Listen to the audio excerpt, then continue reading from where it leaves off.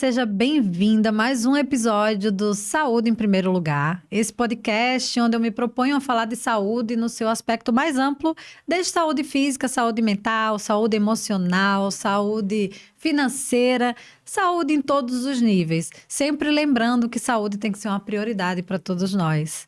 E hoje eu tenho um prazer enorme de chamar aqui, ter como convidada a Luana Ganzert, que é uma querida, mais uma pessoa que veio desses cursos aí, desse ecossistema JOJ. Então, para a gente ver o quanto que essas pessoas agregam na nossa vida. A Lu, ela é psicóloga, ela é autora best-seller de 2 best-sellers, mas ela escreveu 3 livros no ano só, porque ainda teve um outro livro que a gente fez em coautoria, né? E a Luana é mãe de 2 crianças maravilhosas, uma adolescente já, né, quase adulta. E ela faz 1001 coisas, mas a função dela principal é cuidar das emoções das pessoas. Então, Lu, muito obrigada por ter aceito esse convite. É um prazer enorme tê-la você na nossa casa, né? Que aqui é é a casa dos podcasts. E agora eu queria que você se apresentasse para muito além do que você faz, das coisas que você faz como profissão. Eu que agradeço, primeiro, o convite, né, de estar aqui. Demorou pra gente conseguir. 2 pessoas que moram fora de São Paulo, tentando conciliar a agenda em São Paulo. Isso, eu falei, quase que vira lenda, mas não ia virar lenda porque a gente não ia permitir. Inclusive, tô te esperando no meu também. Sim. Tô muito feliz de verdade de estar aqui, porque falar de saúde, Manu, pra mim é um assunto, assim, necessário pra vida, né? A gente cuida de tanta coisa e a gente acaba esquecendo de coisas que são principais. Sem saúde a gente não faz nada, a gente não consegue viver a vida como deveria viver. Então, pra mim é uma honra de verdade estar aqui com você. Principalmente por ser você. Sim, e por isso que eu falo que saúde em primeiro lugar, né? Porque se a gente não tiver saúde, não adianta a gente ter dinheiro, não adianta a gente ter tempo. Nada. Né? Eu falo que o hospital tá cheio de pacientes com tempo, mas que eles não têm o que eles mais gostariam de ter, que é saúde. Então tem um monte de gente sem tempo porque não prioriza a saúde, né? Mas quando a coisa aperta, é o que eles mais querem. Mas fala mais um pouquinho de você, conta um pouquinho da sua trajetória, como que você veio parar na psicologia, por que a psicologia? Eu sempre gosto de ir lá atrás, porque o que a gente faz hoje é consequência de toda uma construção de vida, né, Lu? Sim, com toda certeza. Então fala um pouquinho. Nada é por acaso, né?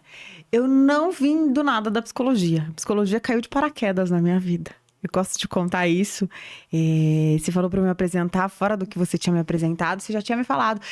Eu gosto de ser a Luana, mãe, esposa, amiga, essa Luana que todo mundo, de alguma forma, os mais próximos me conhecem, mas que todo mundo agora tem a possibilidade de conhecer pelas redes sociais, porque Sim. A Luana é a mesma aqui, é a mesma lá, é a mesma em qualquer lugar.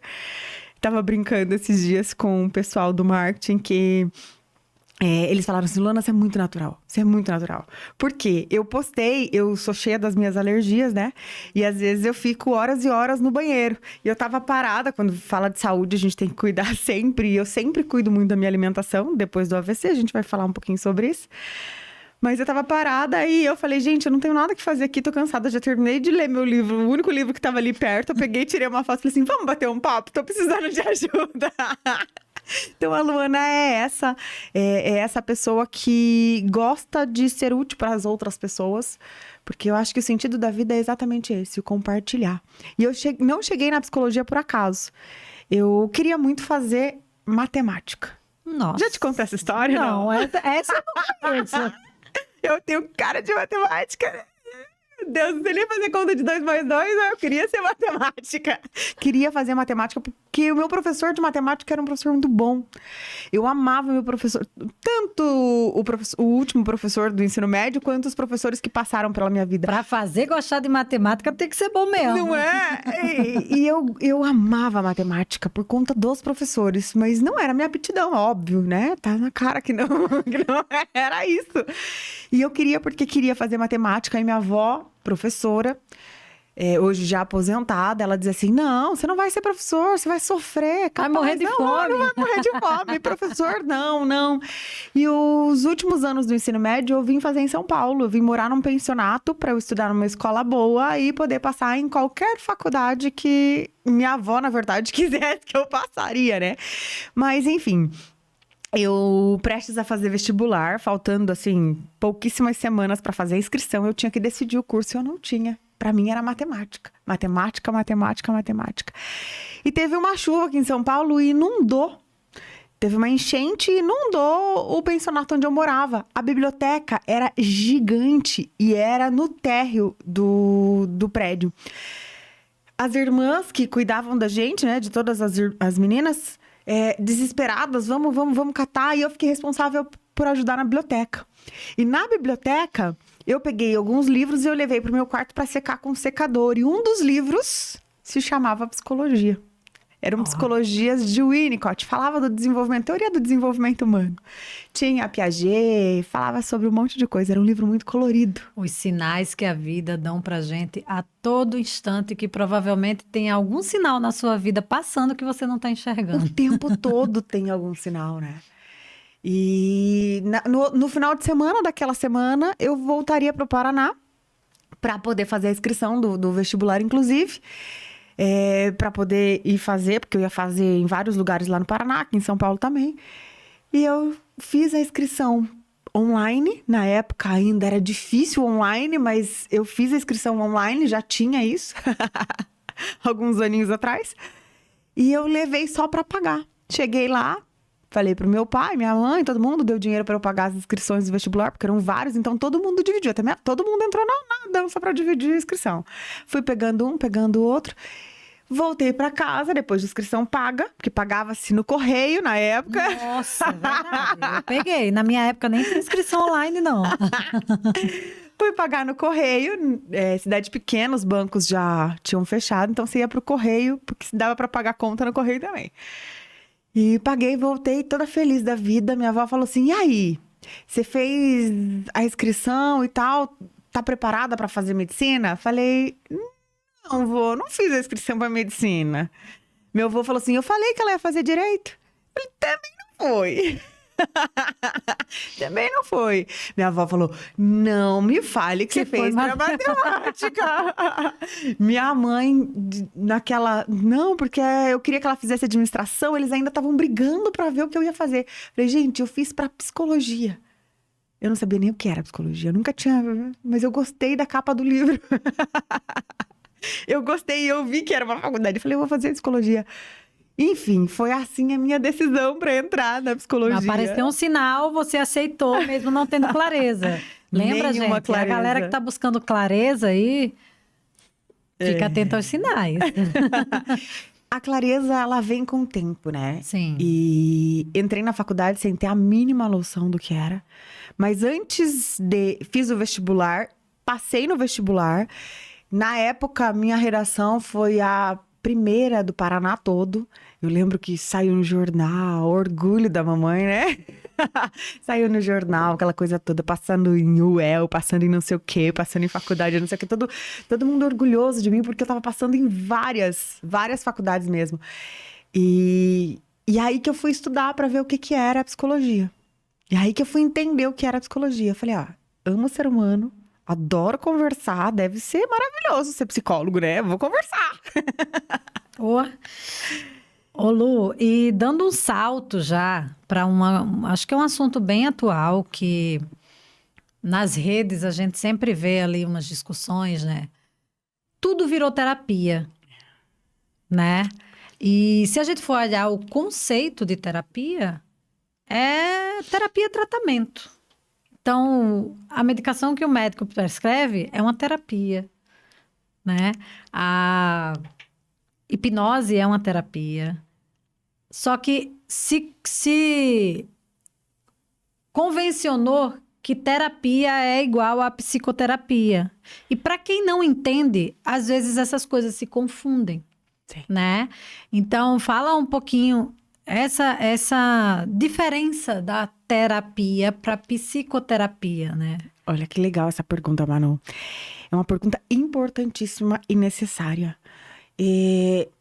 Sem discriminar outras práticas terapêuticas, até porque Sim. eu acredito em todas as práticas terapêuticas. Tudo que for processo terapêutico é importante para o indivíduo. E depois eu vou te falar por que eu tô te fazendo essa pergunta. Ah, tá ótimo! E eu acredito muito que nenhuma prática isola a outra. Ao contrário, uma acrescenta a outra. Mas eu acredito que a psicoterapia feita por psicólogos, né, formados em psicologia, ela é a base para todas as outras.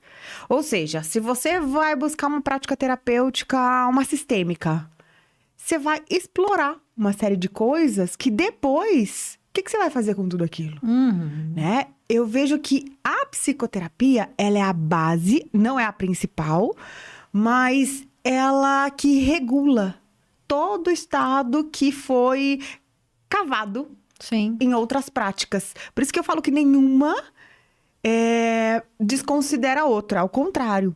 Todas as práticas terapêuticas, uma complementa a outra. É importante que a pessoa entenda que tipo de terapia faz sentido para ela.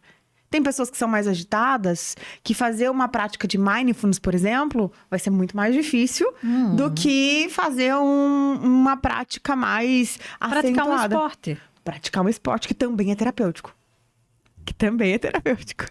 Justamente por isso que eu falei, né? Porque eu conheço muita gente que não faz. A gente acaba chamando de terapia, a psicoterapia, a gente acaba, tô indo pra terapia, né? Eu conheço muita gente que não faz a psicoterapia, mas que é do esporte, por exemplo, fala assim, o esporte é a minha terapia.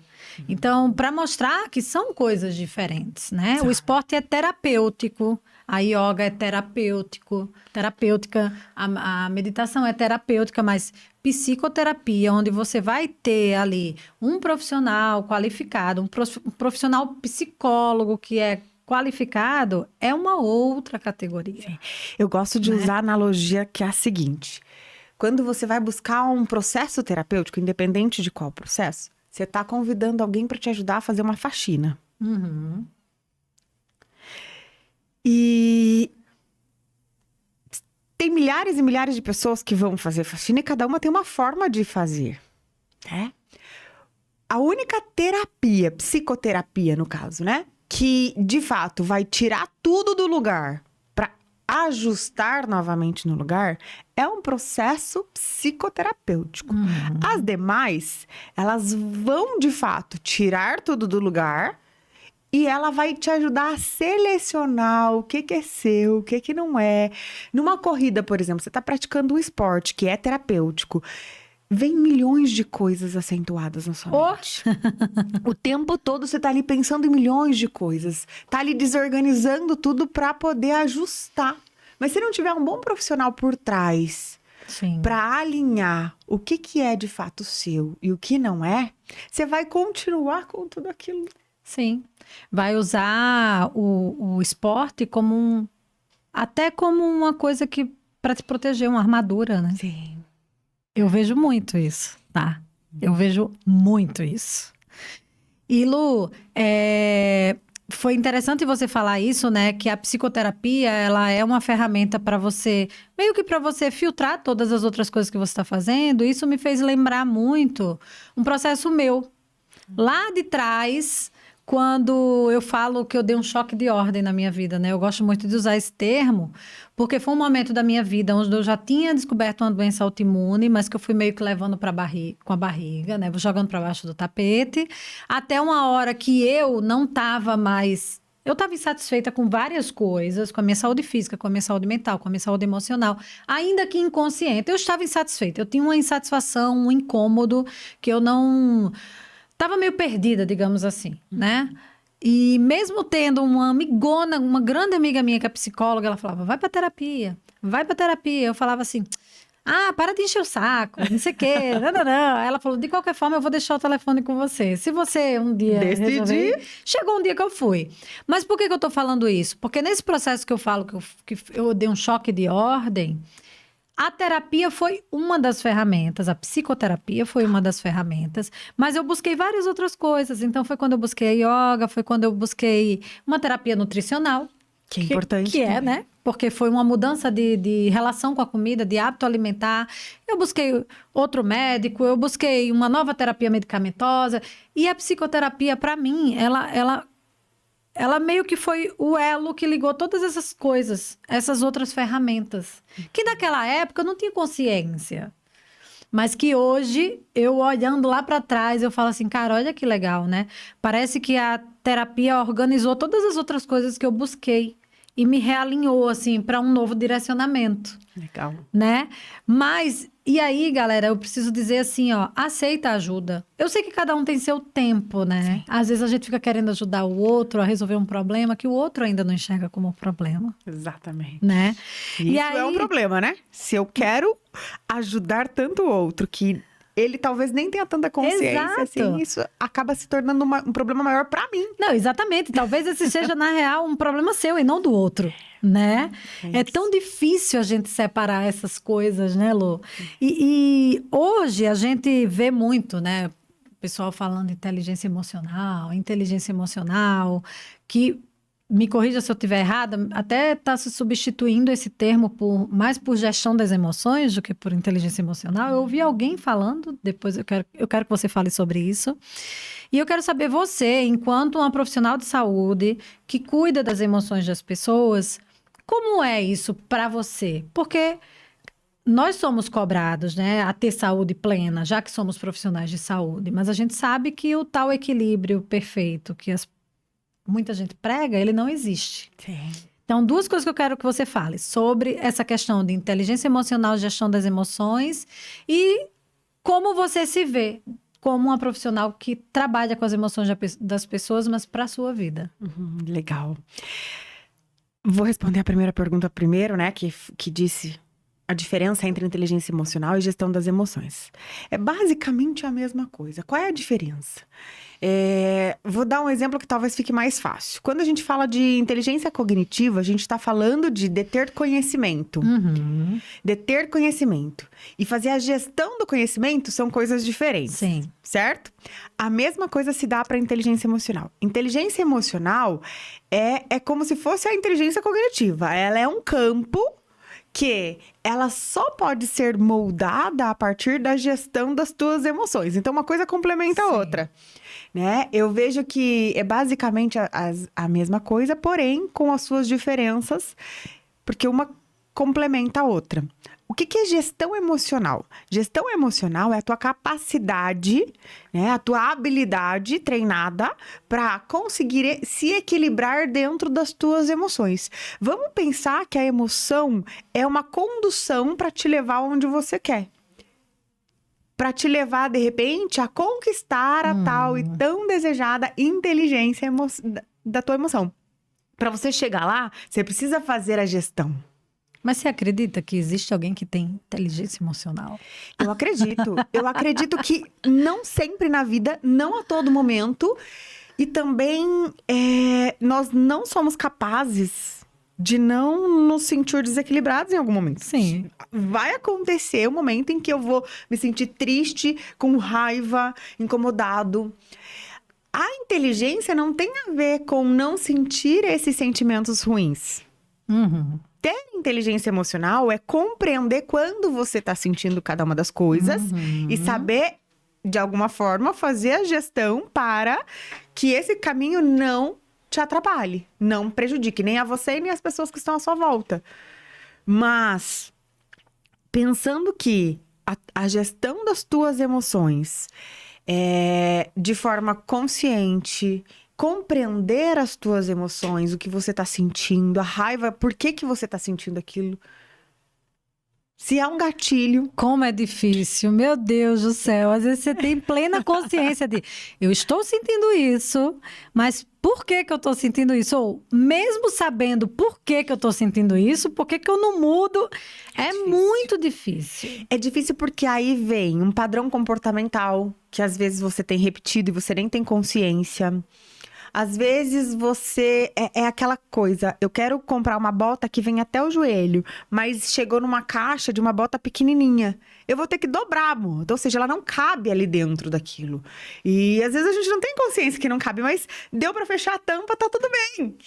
Tá tudo bem, tá fechadinho, tá maravilhoso, assim. Mas a hora que você vai fazer o uso daquela bota, você vai ver que ela tá cheia de dobra. Por quê? Porque ela tava num lugar onde ela não cabia. Nossa. Essa é a grande questão.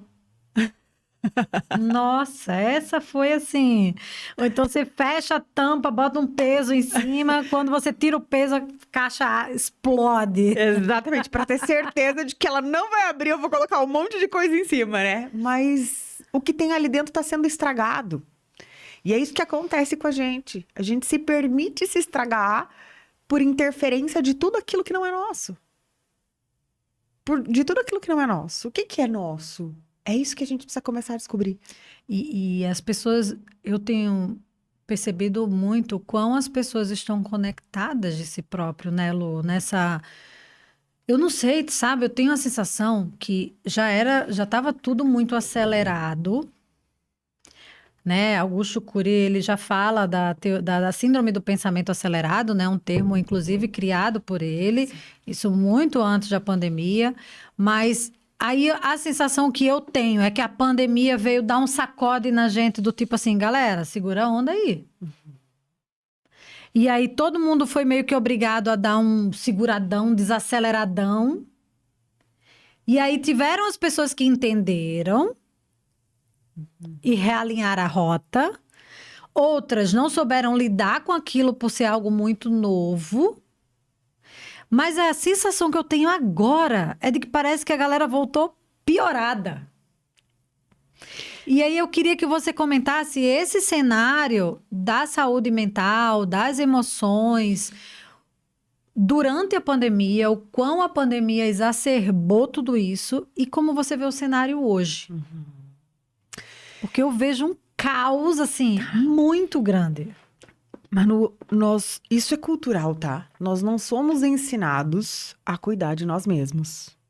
Em momento algum, alguém para te ensinar, para dizer para você que é importante fazer um processo meditativo, que é importante você fazer autorreflexão, que é importante... Não, nós somos criados o tempo todo a diminuir as nossas incidências para que a gente consiga sobreviver por mais tempo e consiga, de alguma forma, ultrapassar esses momentos que são difíceis, por exemplo, a pandemia. Então, de alguma forma, eu acho que as pessoas, elas não tiveram esse pezinho desacelerado. O que que aconteceu? Com a pandemia, nós tivemos muito mais acessos tecnológicos. As conexões, de fato, foram sendo cada vez maiores via internet e cada vez menores com a gente mesmo. É verdade. Hoje, eu não vejo uma pessoa que não tenha um certo tipo de dependência do aparelho celular. Não tem. Da internet. Um segundo que a tua internet falha, você fica irritado porque não abriu uma página que você queria movimentar. Então, nós ficamos, de alguma forma, rápidos em algo, mas cada vez mais lentos em autocuidado. Em autocuidado. E o que que isso acontece? Quanto mais eu deixo de me cuidar, mais a minha saúde emocional vai pro baleléu, né? Mas ela some. E eu vou dizer que o ser humano só tem o resultado que ele deseja alcançar, qualquer resultado que seja, financeiro, familiar, se ele tiver gestão das emoções dele. Um exemplo disso, se você não acordar bem hoje, se acorda com dor no peito, meio incomodado, teu dia vai ser ruim. Você vai ficar tão apegado àquele sentimento ruim que teu dia vai passar sendo ruim. Muita coisa ruim vai acontecendo. Parece que o universo entendeu que tá ruim e vai colocando cada vez mais coisas ali. Então, a questão é buscar mais estado de presença. O que que eu tô precisando agora? Quem sou eu? Por que que eu preciso disso de fato? Se fazer perguntas, trazer um caminho de auto-meditação mesmo, de auto-reflexão, trazer para si, antes de querer cuidar de tudo aqui fora, antes de querer ter muito resultado aqui fora. Um exemplo, tá, Manu? Quantos pais você já viu, já escutou, já teve contato, dizendo assim, nossa, eu faço tudo que eu faço para dar uma vida melhor. E o que é essa vida melhor? Exatamente, porque muitas vezes os pais deixam de viver suas vidas para viver única e exclusivamente para os filhos, né? Exato. Os filhos passam a ser mais importantes, né? Exato. Trabalho também. Ah, porque eu preciso ter resultado. Mas, ok, se você não tiver resultado com você, na tua vida, em primeiro lugar, você não vai ter resultado em lugar nenhum. Exatamente. E voltando ali, que acabou que eu mesmo te interrompi e você não respondeu aquela outra pergunta que eu fiz, porque tem a ver com isso, que é a pressão que você sente de ter essa gestão das emoções muito bem feitas, já que você é uma pessoa. Existe essa exigência, né? Sim. E quando você fala de que as pessoas estão deixando de cuidar das suas emoções para focar a atenção só no outro, né? É o outro que tem problema, não sou eu, né? E nós, como profissionais de saúde, eu preciso cuidar do outro, porque é a minha profissão. E eu? Onde é que fico nessa história? Então, como é para você essa pressão de ter a saúde emocional perfeita, que não existe, obviamente, porque você é um ser humano como todos os outros. Eu sempre me faço essa pergunta. O que é, né, tá bem hoje pra Luana? O que faz sentido? Enfim. Mas eu custei a aprender isso também. Eu tenho um valor que é muito significativo pra mim, que chama-se integridade. Eu não consigo, entre aspas, vender o meu trabalho se eu não consumir dele. Sim, claro. Não tem como vender terapia se eu não praticá-la. Não tem como eu vender saúde mental se eu não cuidar da minha. O psicólogo, ele é obrigado a fazer terapia? Obrigado não, mas deveria. Porque não tem uma coisa de supervisão, né? Tem, mas a supervisão geralmente está relacionada aos casos clínicos que a gente recebe, não necessariamente a nossa saúde mental. Mas eu acredito que assim como o advogado precisa passar numa OB, eu acredito que o psicólogo deveria ter uma OB voltada à tua saúde mental. Sim. Antes de cuidar do outro. Porque é importantíssimo que a gente entenda que se eu não estiver bem emocionalmente, eu não dou conta de ajudar ninguém. Sim. Não dá pra dar. Eu brinco, né? Como é que você vai ensinar o alfabeto se você só sabe a letra A? Não tem como você ensinar. Não tem como você mostrar. Não tem como... Se você não passou... O que tem de pessoas... ensinando vida financeira sem um dinheiro na conta. Sem ter... O que tem pessoas ensinando saúde... É a falta de congruência, né? É a falta de congruência, a falta de integridade. A gente precisa ser íntegro, né? E eu entendi que esse era um valor da Luana. Mas eu custei a entender. Eu comecei falando do AVC, né? Tive um problema de saúde grave. Eu já estava no auge da minha vida profissional. Foi na pandemia? Foi na pandemia que eu tive o AVC. Mas a consequência... Eu falo que foram gotinhas pingando num copo e ali explodiu, infelizmente, estávamos numa pandemia. Mas foi uma vida inteira negligenciada pela alimentação. Eu não sabia, né? Desde que eu nasci, eu não sabia que eu tinha uma doença chamada celíaco. Eu não sabia que eu tinha alergia ao glúten. E eu sempre comi. Inclusive, minha comida favorita é pastel de feira. É um pão francês. Hoje eu não tenho esse gosto de poder sentar e comer, porque eu não posso. Não posso. E eu sei que eu não posso. Então, eu sei que o preço pago, se eu fizer, é muito alto. Uhum. E é muito doido, porque o nosso corpo, ele grita o tempo inteiro, né, Lu? É aquela... eu sempre tenho essa dor de cabeça. É uma rinite. É uma diarreia normal. É uma rinite normal. A gente normalizou as dores. O que é comum, mas não é normal. Exatamente. Então, mesmo que você não tenha a inteligência emocional de perceber as suas questões emocionais, o teu corpo tá te ajudando a isso. Tá te ajudando. Né? Então, tudo que acontece no nosso corpo físico é uma somatização. Não tem jeito, né? A gente tá somatizando o tempo inteiro, mas as pessoas... Elas acham que é muito mais fácil ir na farmácia comprar o remédio do que ir para uma terapia e ter que lidar. com suas sombras. É o que eu ia te falar. Porque ir pra terapia vai te fazer ter mais dor de cabeça, né? E tomar um remédio vai te fazer não ter mais dor de cabeça. E a terapia vai te trazer mais dor de cabeça até que você resolva o problema. É uma coisa absurda. As pessoas preferem, de fato, gastar o seu dinheiro com uma medicação e se tornar dependente dessa medicação ao longos anos da sua vida, ao invés de você buscar tratar aquele sintoma. Por que eu não consigo dormir? Por que a preocupação vem? Por que a ansiedade tá ali? Por que eu me sinto depressiva? Caramba, se eu buscar um bom profissional, eu vou conseguir resolver esses problemas sem precisar tanto da química, né? Sim. E assim, ainda bem que tem as medicações, né? Que as medicações, elas devem ser usadas nos momentos necessários, né? O nome já diz, né? Remediar. Era para Exatamente. remediar um problema naquele específico momento. Exatamente. Mas tá tudo muito, muito urgente hoje, né? E é muito doido, porque apesar das pessoas... Se você for falar de saúde, as pessoas elas falam assim, saúde tem que ser prioridade, saúde... Mas quando a agenda aperta, a primeira coisa que a gente tira é a saúde, né? É a atividade física, não consegui ir pra academia hoje porque tenho reunião, não sei o que... não consegui parar pra almoçar porque... A primeira Sempre coisa tem uma desculpa. A primeira coisa que sai da tua agenda, quando a agenda aperta, é a saúde. Sempre tem uma desculpa. E é interessante porque eu fiz terapia há muitos anos. Chegou uma hora que eu me dei alta, assim. Eu virei para minha terapeuta e falei assim: eu não tô sentindo mais necessidade. E ela me deu a alta. E aí voltei, fiquei indo e voltando, assim, nos momentos pontuais de pandemia, enfim, né? Eu também passei por uma internação, enfim.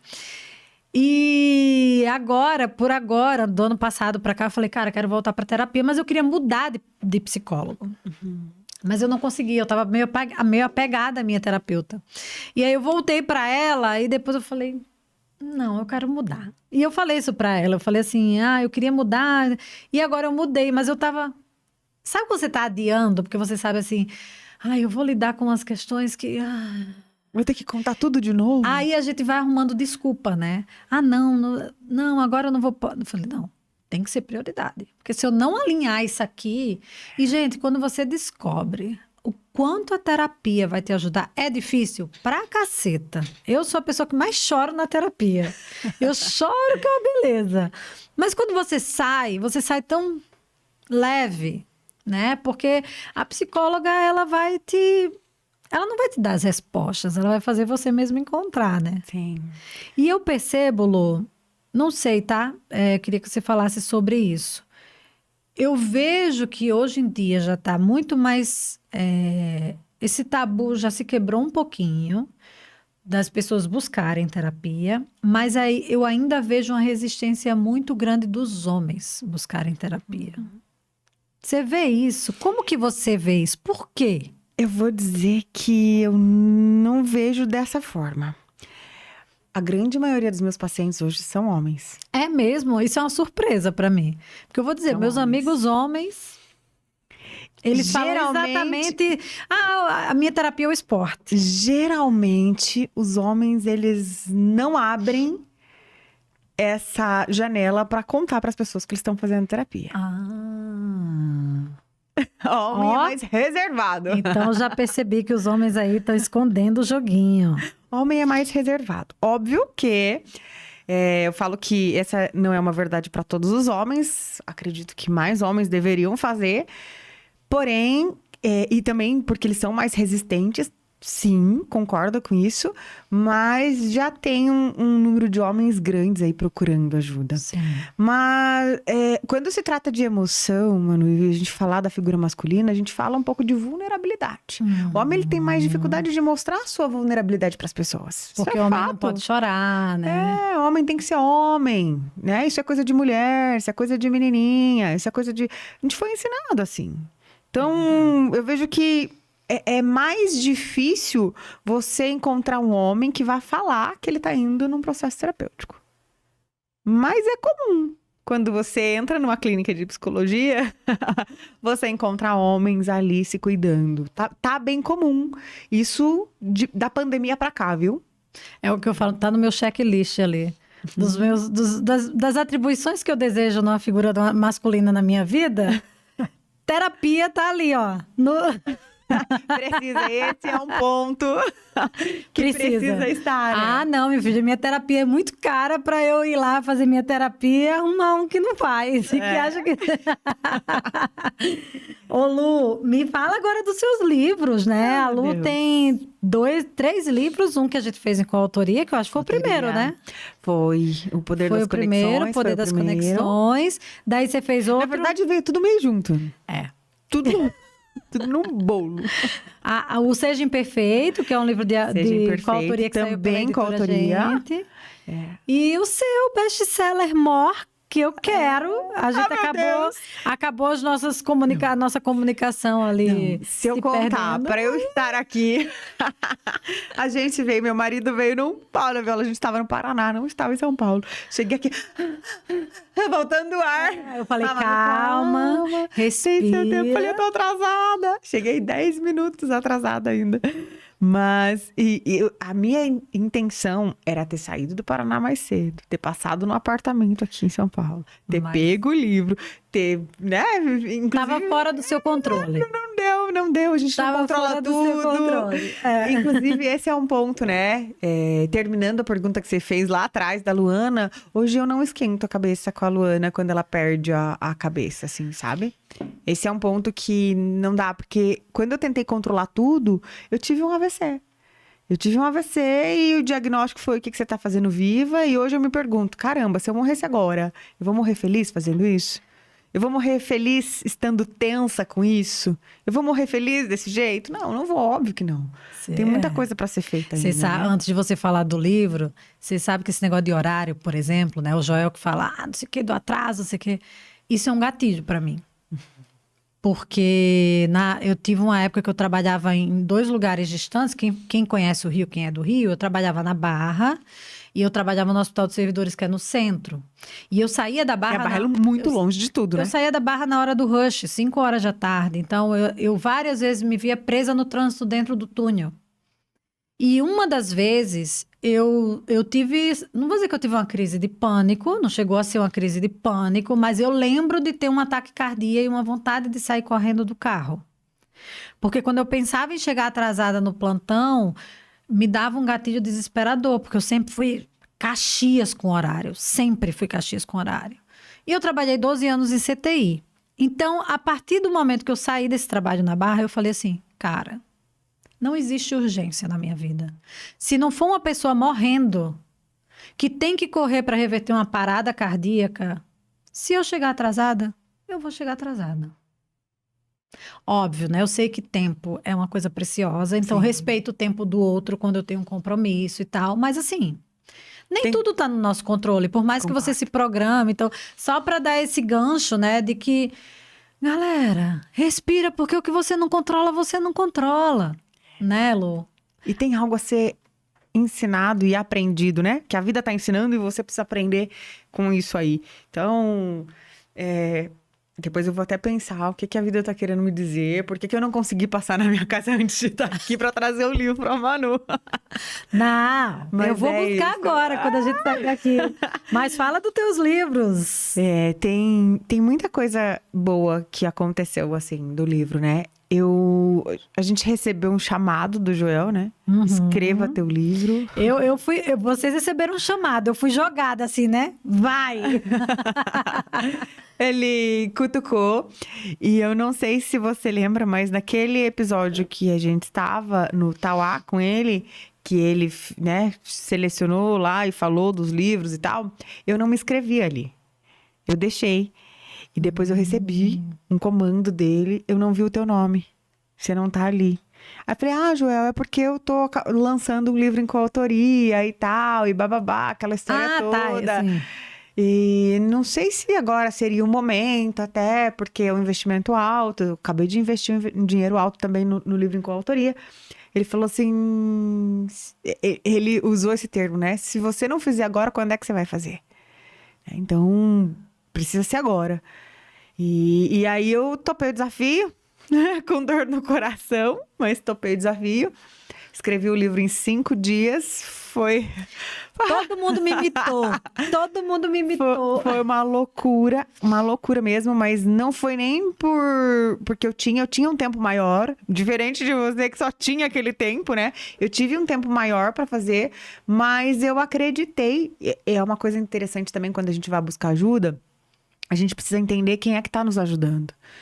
E aí, a equipe que estava escrevendo, Ghostwriter, que fala, não sei o nome daquele... Se a pessoa escreve para você, é ghostwriter. Isso aí. Eu lembro que a Mari indicou algumas pessoas e eu falava áudio e a pessoa transcrevia. Era para escrever, mas ela acabou transcrevendo o meu áudio e ficou uma nhaca o livro 5 dias antes de entregar para impressão, porque tinha que dar tempo e eu tinha tomado uma decisão que se fosse para fazer para o lançamento lá em Campos do Jordão, eu faria. Porque se fosse para deixar para depois, eu não ia fazer, ia perder o time do negócio, sim. Enfim. Eu não queria fazer o lançamento sem, de fato, o livro estar pronto. E aí, assim, no máximo 5 dias para poder fazer a entrega, para dar tempo de fazer a impressão. Falei, gente, agora ferrou a vida. Como é que eu vou fazer isso? E quando chegou o material e que eu olhei, a Brenda Prestes estava comigo. Nós estávamos numa mentoria com a Mari, inclusive de escrita. Eu olhei aquilo, eu comecei a chorar. Falei, não é a Luana, não vai dar tempo. Eu fui conversar com a Mari e falei assim, Mari, esquece, eu não vou mais fazer o livro. Não é pra mim, olha o que veio, não gostei. Ela falou assim, você tá desistindo muito fácil, ela falou pra mim. Você tá desistindo muito fácil, dá tempo da gente organizar. Você tem 5 dias ainda. Falei, 5 dias que eu tô voltando pra minha casa amanhã, eu tenho clínica pra fazer. Que você escreveu tudo de novo, né? É inteirinho, o livro inteirinho de novo. E eu tinha mais 5 dias, porém, eu ia voltar pra minha casa, eu tinha clínica pra atender e no meio do caminho... Na época, minha filha estava namorando. E a mãe do namorado dela faleceu. Eu lembro disso. Numa outra cidade. Eu lembro. Falei, meu Deus do céu, eu tenho que entregar o livro amanhã. Falta pouco para eu terminar. É sempre assim. É sempre assim. Quando o Joel me deu o desafio de eu escrever o livro em 5 dias, eu estava aqui em São Paulo. Eu cheguei aí no evento que ele foi palestrar, lembra? Naquele no Mulheres Brilhantes? Sim. Eu fui no evento. Com um computador. Eu fui no evento, porque eu falei, eu vou para tirar a pressão um pouco e tal. No dia seguinte, eu peguei um ônibus para o Rio. E no penúltimo dia que eu estava escrevendo, eu recebi uma chamada de vídeo de uma das minhas melhores amigas, que tinha recebido um diagnóstico de câncer e morava lá em Portugal. E ela me fez uma chamada de vídeo aos prantos, dizendo que o médico tinha dito que ela não teria 1 ano de vida. E eu sabia que ela não ia durar mais 1 mês. Foi a última vez que eu falei com ela. E eu estava a 1 dia de entregar meu livro. Eu não consegui fazer mais nada naquele momento. Quando ela desligou, eu só chorava. E eu respirei fundo, eu saí de casa, eu fui tomar um café, E esse dia, acredite, eu não tomei banho. Eu fiquei tão desnorteada. E ao mesmo tempo, eu canalizei aquilo. Tem um trecho no livro que eu falo disso, exatamente no momento que isso aconteceu, porque tinha a ver com o capítulo de tempo que eu estava escrevendo. E no outro dia eu falei, cara, eu não tomei banho ontem. Então, todas essas coisas que acontecem no meio do percurso ali, dá repertório pra gente, né? Não vou dizer que a gente gosta do caos, que a gente gosta, né? Ao contrário, né? Foi um momento que só de falar agora me deu um aperto aqui, mas eu falei, bom, deixa eu canalizar isso aqui. Né? A gente precisa trazer outro... Gestão das emoções. Exatamente. Precisa trazer outro significado e nada melhor do que trazer uma emoção poderosa em cima daquela que tá machucando. Sim. E aí o livro chama... Você Vive ou Sobrevive? Foi. Esse livro saiu em 5 dias. A gente terminou ele. Fizemos a impressão, foi lançado em Campos do Jordão. 1 semana depois teve um evento do Roberto Chiniachik, irmão da Roseli. E por gratidão, o Roberto foi meu primeiro mentor. Uma pessoa maravilhosa, assim. Ele me ligou e disse, olha, vai ter um evento, gostaria que você viesse. O pessoal do Seja Imperfeito vai estar. Eu gostaria que você estivesse aqui no evento. Eu falei, eu tenho um presente para te entregar. Eu vou, com certeza. Eu cheguei na sexta e entreguei um livro na mão do Roberto, um livro na mão da Roseli. Porque minha história começou ali. E foi a coisa mais linda do mundo, isso me emociona bastante também, porque a Roseli leu o livro em 2 dias. No domingo, o Joel palestrando. Domingo de manhã o Joel palestrou, a Roseli me chamou. Roseli, tinha mais ou menos mais 5.000 pessoas. A Roseli foi me encontrar no meio dessas 5.000 pessoas. Ela me pegou pelo braço e falou assim, vem aqui, porque o Joel tá ali. Vamos lá tirar uma foto de você com o livro. E uma fila de gente para tirar foto com o Joel, uma fila de gente. E entrei ali, a gente ficou conversando um tempo. Ali a Roseli falou assim, eu quero marcar uma reunião com você. Falei pra ela, meu Deus, vamos, né? Quer ser vamos? Vamos, né? Claro. Deixa eu ver minha agenda, ver se eu tenho horário. E a gente marcou uma reunião. Quando eu cheguei lá na editora, tava o CEO, que inclusive é um amigo meu, o Fabrício. Ele faz parte do comercial. Ele não é... Esqueci o nome.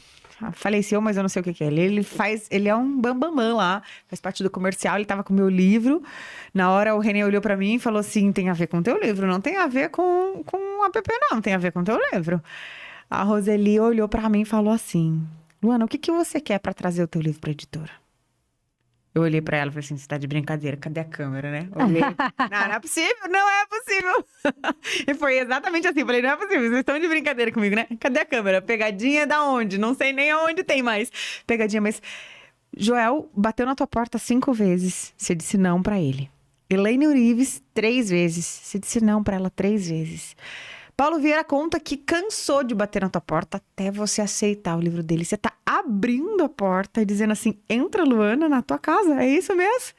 E foi a coisa mais emocionante. Eu olhei pra ela e falei assim, cadê o contrato? Deixa eu assinar, né? Antes que você desista, deixa eu assinar logo esse negócio.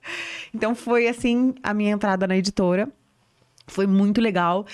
E é óbvio que todo convite tem um desafio por trás. Com certeza. O meu desafio era trazer esse livro a ser best-seller antes mesmo do lançamento. E a gente conseguiu fazer a venda de 3.000 livros. Assim, ó, né? Lutando, batendo de porta em porta. Ele saiu na lista dos mais vendidos da Veja, da Publish News. Ficou entre terceiro na Veja, eu não lembro agora, mas assim, ficou bem colocado, inclusive. Eu falei, meu Deus, consegui! Sim. Né? Então, tem alguns pontos aí, Manu, que fala pra mim, não desista, vai, continua, você tá no caminho. E eu sigo muito a minha sensibilidade, sabe? O meu coração, o que tá aqui. Eu prezo muito pelo meu sentimento e para principalmente as coisas que tá aqui dentro. E eu acho que isso me ajuda a gestar as minhas emoções. Porque eu entendi que não existe um equilíbrio. Não. Esse equilíbrio é algo muito fictício, né? Eu entendo muito que existe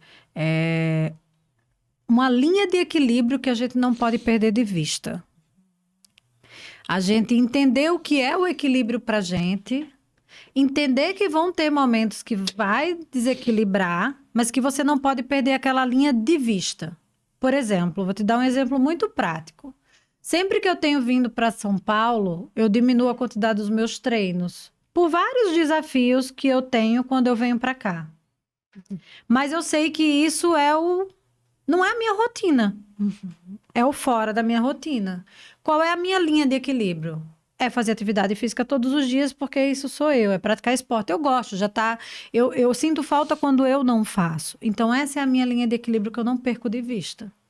Então, eu entendo muito isso. Quando as pessoas falam assim, mas você não come isso, não come aquilo. Eu falo assim, gente, eu como de tudo.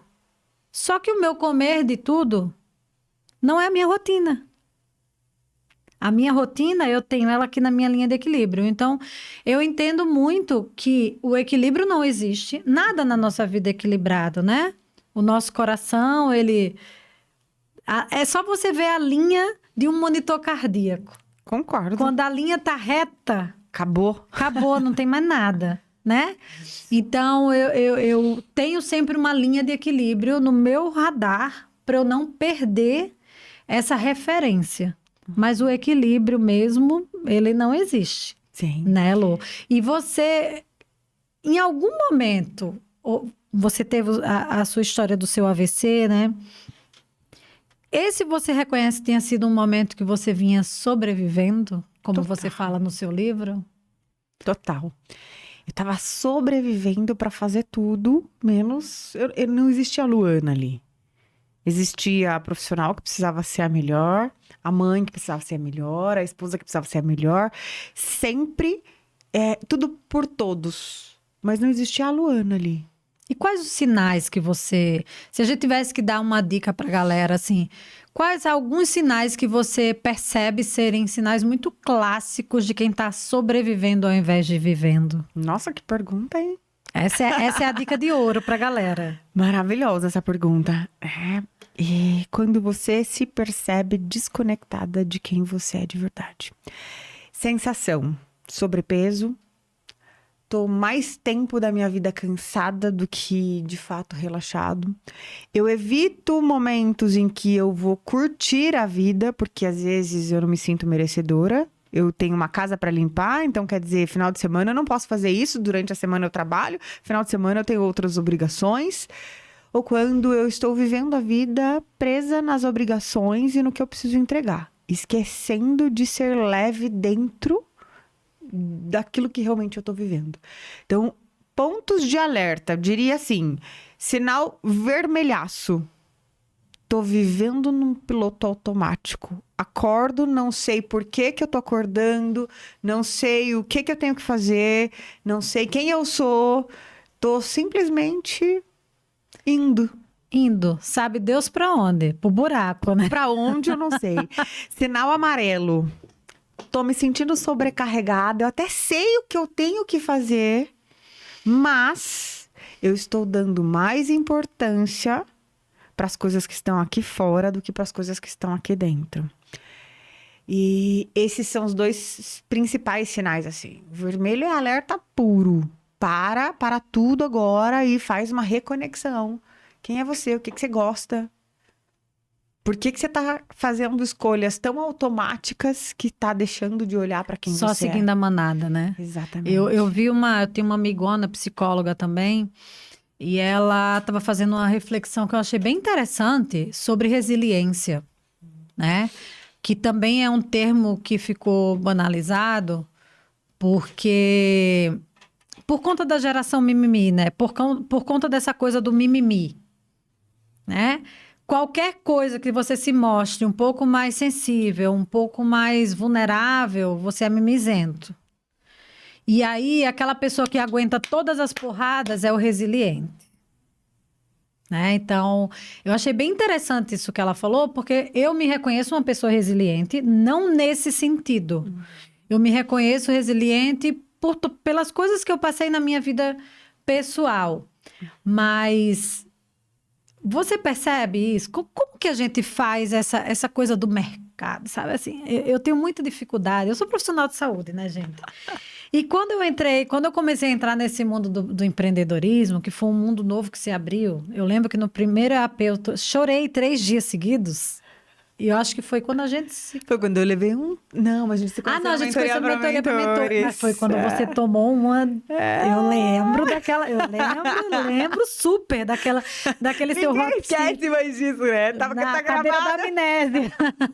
Cadeira da amnésia com o Joel J. Luana tomou umas detalhe, o último segundo do segundo tempo, assim.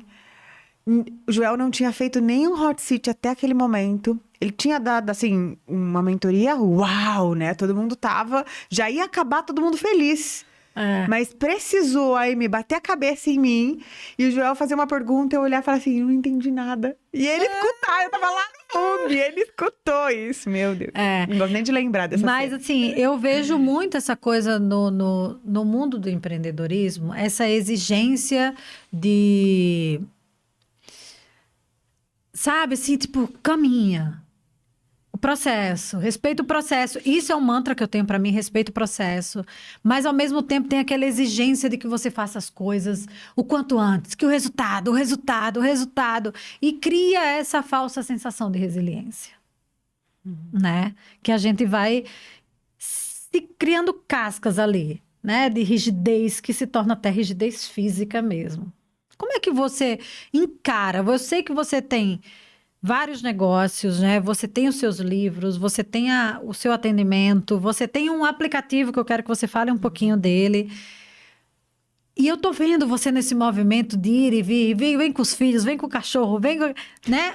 É esse movimento que a gente, óbvio, tá fazendo, assim como eu tô fazendo, né? De tá se movimentando para buscar algo que a gente entende ser melhor para nós e que a gente deseja, que é o nosso sonho, que é uma ambição e tá tudo certo.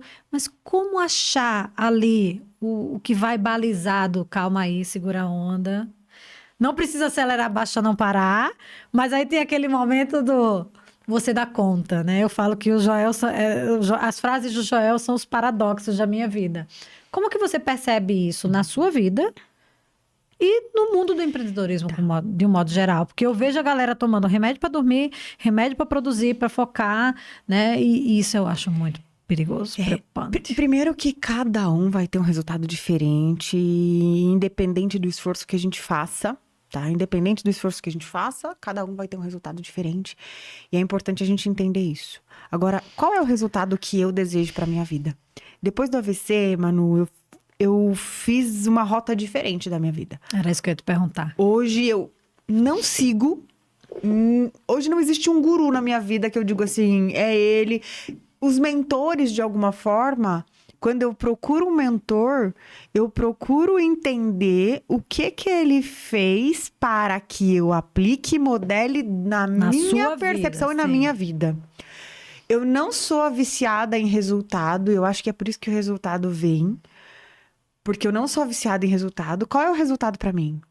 É eu entregar e quando eu falei depois do AVC, eu comecei a me perguntar todos os dias. Eu tenho uma pergunta-chave que eu me faço todos os dias de manhã. A primeira coisa, depois que eu abro os meus olhos e agradeço a Deus por ter conseguido abrir, eu faço uma pergunta que é: o que a melhor versão da Luana não pode deixar de fazer hoje? Independente do que eu vou fazer. Se eu tô de férias, o que a melhor versão da Luana não pode deixar de fazer hoje? Se eu tô trabalhando, se eu vou pra clínica, se eu venho gravar um podcast, se eu venho... vou até anotar essa. O que a melhor versão da Luana não pode deixar de fazer hoje? Isso me fez, de alguma forma, sair da manada, enlouquecida para buscar um resultado e comecei a cuidar do meu resultado. Porque quando eu me conecto com a melhor versão da Luana... Não tem espaço para opinião dos outros, não tem espaço para verdade dos outros, não tem espaço. Isso não significa que eu não escute as outras pessoas. Mas todas as vezes que eu estou frente a alguém, escutando a opinião de alguém, principalmente quando é sobre a minha vida, eu faço uma seleção.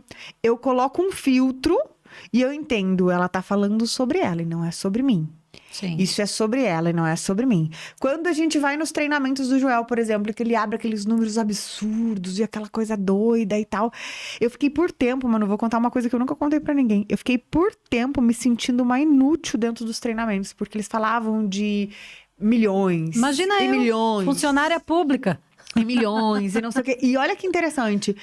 E um dia eu tava num momento depressivo mesmo, bem triste, bem... Será que adianta eu comprar mais um treinamento desse? Porque eu ficava incomodadíssima. Até que, sentada com meu marido, ele falou assim, você nunca parou pra olhar os nossos números? Como é que você tá tão triste assim, você nem sabe quanto que a gente fatura? Você nem sabe quanto que a gente faz? E aí eu falei pra ele assim... Peraí, você tá querendo me animar? Tá querendo me desanimar? Agora você abre, agora você entra. Ele falou, cara, a gente fatura X tanto por que você tá tão incomodada? Talvez você não fature fazendo as palestras que você quer, dando os cursos que você quer ainda. Mas de alguma forma você tem tudo isso. Para olhar a tua vida. Meu marido, que não tem nada a ver com o nosso ramo de desenvolvimento... me falou isso e me fez, peraí, caramba, eu tô entrando num ritmo que não é meu. Eu tô entrando no ritmo da manada de pessoas que querem seguir. Eu amo o Joel, não tô dizendo que não é sim, isso. Sim, mas é uma coisa pra gente se policiar mesmo, pra gente se vigiar. Independente de quem quer que seja, não existe verdade absoluta, né? Exato. Existe a verdade pra realidade de cada um. E quando ele fala, tem que fazer isso, tem que fazer tantas postagens, tem que fazer isso, eu tava pirando. Falei, caramba, quando é que eu vou viver? Quando é que eu vou ser mãe? Quando é que eu vou fazer isso? Quando é que... Entende? Eu falei, eu não preciso disso. E foi quando eu falei, peraí, a melhor versão da Luana empreendedora é aquela melhor versão que vai vender a solução para o problema das pessoas. Qual é a solução que eu vendo? Eu faço as pessoas entenderem quem elas são. Faço as pessoas se conectarem com elas e, principalmente, fazer a gestão do que elas estão sentindo. Compreender o que elas estão sentindo. Sim. Isso traz vida. Falei, pronto. Eu, quando vou para um curso, eu busco melhorar e aperfeiçoar isso especificamente. Sim. Você tem uma noção? Eu estou estudando agora e a gente vai desenvolver rapidaço, assim, logo tem um produto novo, que é sobre os traços faciais. E eu não estava olhando para a linguagem corporal, porque eu acredito muito na conexão corpo, mente e espírito. Super. E eu acho que a psicologia humana, ela tá totalmente interligada nesses 3 pilares. E eu falei, caramba, isso faz sentido para Luana. Então, eu vou buscando aquilo que faz sentido pra mim, pra eu me desconectar da manada, mas não perder a manada de vista, porque eu sei que lá Existe tem coisas diferentes que eu preciso aprender. Sim. Né? E basicamente. E o aplicativo? Fala pra... Esse aplicativo tá no ar? Como chama o aplicativo? Ficou por um tempo, saiu... A gente tá agora... estamos numa reestruturação de negócio, né? Então, tem um aplicativo chamado Emocional. Esse aplicativo, ele é para trazer saúde emocional de forma mais acessível para as pessoas. Ele não está no ar neste momento, mas até o ano que vem ele volta para o ar. É uma dinâmica bem bacana, específica, para quem quer cuidar de si, cuidar da sua saúde emocional. Eu ensino ali a fazer autorreflexão, ensino a pessoa a fazer meditação, ensino a pessoa a se conectar com aquilo que realmente importa na vida dela, ensino a pessoa a liberar o que é lixo e o que é ouro, assim, nas fases que ela tá vivendo, porque agora eu preciso ter consciência. O que é ouro pra mim neste momento que eu tô com a Manu? É entregar o que a Manu precisa, que as pessoas que estão nos ouvindo precisam, trazer o meu conhecimento à tona, resgatar algumas informações que são importantes para que outras pessoas melhorem a vida delas. Isso é ouro para mim nesse momento. O que é lixo? A minha preocupação com a minha cachorrinha que tá lá embaixo com o meu marido no estacionamento, as crianças que estão vindo de carro com a minha sogra e com a minha mãe. Isso para mim agora é lixo. Não significa que eles sejam lixo. Sim. Mas eu entendi que essa dinâmica de separar o que é lixo do que é ouro, eu posso fazer a todo tempo para eu trazer o resultado, o melhor resultado que eu poderia trazer naquilo que eu me propus a fazer. Então, são pequenas atividadezinhas assim que o aplicativo ensina a fazer também. E por que a gente deixou ele stand-by?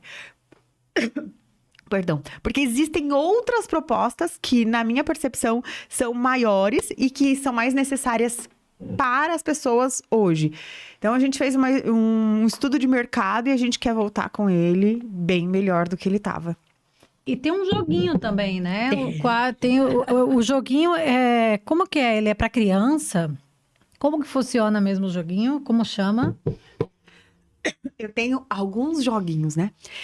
Eu tenho... A gente sempre fala que é jogos, né? Fala assim, coisa lúdica e tal. Nós aprendemos muito no lúdico. Você percebe que quando a gente tá naquele momento mais solto, é o momento em que mais faz sentido pra nossa vida. Então, eu tenho 2 produtos terapêuticos hoje no mercado que estão rodando. Os outros ainda não estão no mercado, porque a gente tá sem parceiro pra fazer o desenvolvimento deles. Mas a gente tem um produto chamado Potinho das Emoções, que é um jogo mesmo, psicoeducacional. Que psicoeduca as emoções das crianças. Então, o que tem nele? Tem um calendário para que a criança registre o que ela está sentindo através dos coraçõezinhos e das cores. Então, por exemplo, o vermelho é raiva. Não, a criança vai dar a cor que ela sente. Sim. Quando ela tem a percepção, ela olha para o preto e ela sente que é medo, ela vai colocar medo. Se ela sentir que o preto é amor, tá tudo bem. Porque nós temos uma mania de se enquadrar em tudo que Sim. vermelho é raiva, não sei o quê. E se vermelho pra mim é paixão, é amor, não é raiva? E se vermelho pra mim é saúde? A gente não tem que seguir a manada, né? Muito pelo contrário. E aí traz um pouquinho dessa identidade até para que os pais e o próprio psicoterapeuta consiga compreender o que a criança tá sentindo. Esse é o primeiro. Tem um outro. Isso também é uma informação que difícil eu falar sobre, né? Eu fui a primeira especialista de luto no Brasil, a primeira psicóloga especialista de luto, fiz fora. Luto Eu fiz pelo Instituto Aaron Beck, pela Filadélfia, já logo que eu me formei, alguns anos atrás. E logo, quando eu fui defender a tese para poder ter a certificação, eu desenvolvi um instrumento chamado Baralho do Luto. Que são perguntas para psicoeducar também e para dar novos significados às perdas. Mas isso para todo mundo, criança, todo mundo. adulto, todo Tem mundo. fases ali, aí o terapeuta, quando ele vai usar um instrumento, ele seleciona quais são as perguntas para cada um. E existem todos os tipos de perdas ali. Então, perdas de um objeto. O que eu entendo por luto, Manu? Luto, a gente pensa, é morte, tá de luto. Não, nós vivemos luto todos os dias. Todos os dias vivemos pequenos lutos. Pequenos, mas vivemos. O que eu entendo também? Que esses pequenos lutos que a gente vive todos os dias é uma preparação para a grande e maior perda que a gente vai sofrer quando a gente for embora ou quando alguém importante for embora. Todos nós, em algum momento, iremos passar por isso. Né? Vamos passar por isso, né? A vida, a natureza das coisas, ela é muito sábia, né? Muito sábia. Tem começo, meio e fim em tudo. Em tudo. E esses jogos, esses baralhos, a gente encontra disponível para comprar? O baralho do luto, sim. Hoje a gente não faz a venda dele. Tem a empresa chamada Ideia. Jogos pedagógicos e terapêuticos. Tudo por esse site. E tanto o Potinho das Emoções quanto o Baralho do Luto é a empresa que vende. Maravilha. Então, Lu, eu até me assustei ali quando eu sempre me assusto quando eu olho para esse relógio, porque ele passa muito rápido e a gente ficaria aqui horas falando. Eu tenho uma última pergunta que eu sempre faço para todo mundo que vem aqui, né? Porque sempre que a gente fala de saúde, a gente acaba... Saúde e qualidade de vida estão caminhando juntos, né? Sim. E eu sempre pergunto para o meu convidado, em uma frase assim, o que é qualidade de vida para você? O que é qualidade de vida para mim? É poder ter liberdade de ser quem eu quiser ser, da forma que eu realmente sou. Vou anotar aqui. É ter liberdade de ser quem eu quiser ser, da forma que eu realmente sou. Olha, eu falei hoje com a Sá, né? Com a Sabrina. E sabe o que ela me respondeu? Qualidade de vida é ser eu mesma. Olha só, que conexão. Então, tem tudo a ver, né? Então, Lu, muito obrigada. Eu que agradeço. Eu acho que a gente vai ter que marcar outros podcasts. No meu agora, por favor, né? Por favor, né? Então, já vamos dar, meninos, já saibam aí. Então, deixa aí pra galera seus contatos, suas redes, faça o seu jabá. O microfone e a câmera são seus. Manu, as pessoas me encontram no meu Instagram, @LuanaGanzert, Ganzert. As pessoas também podem acessar meu podcast, que é o Emocional de agora, NOW Cast. Também tem muitos episódios legais lá, então vale a pena. Eu falo que essas são as principais redes, o Instagram é a principal rede, e de lá você consegue ter acesso à Luana e tudo quanto é outra coisa que a Luana produz aí. Gente, então, eu vou fazer o meu jabá agora, né? Quem quiser adquirir o meu livro, A Saúde Está Doente, aqui eu falo de 4 pilares básicos para você que busca uma qualidade de vida melhor, né? Aqui a gente fala de saúde, de gestão do tempo, de educação financeira e autoconhecimento para você ter uma vida melhor e com mais qualidade. Então, Tá no link da minha bio no Instagram, que é @manurios_AL, e também tem um QR Code aqui na tela que você pode acessar o site direto para garantir o seu. E, mais uma vez, agradecer pela audiência. Curtam o canal, compartilhem, se inscrevam, comentem, ativem o sininho para vocês receberem as notificações dos próximos episódios. E eu agradeço mais uma vez a presença de vocês e até o próximo episódio.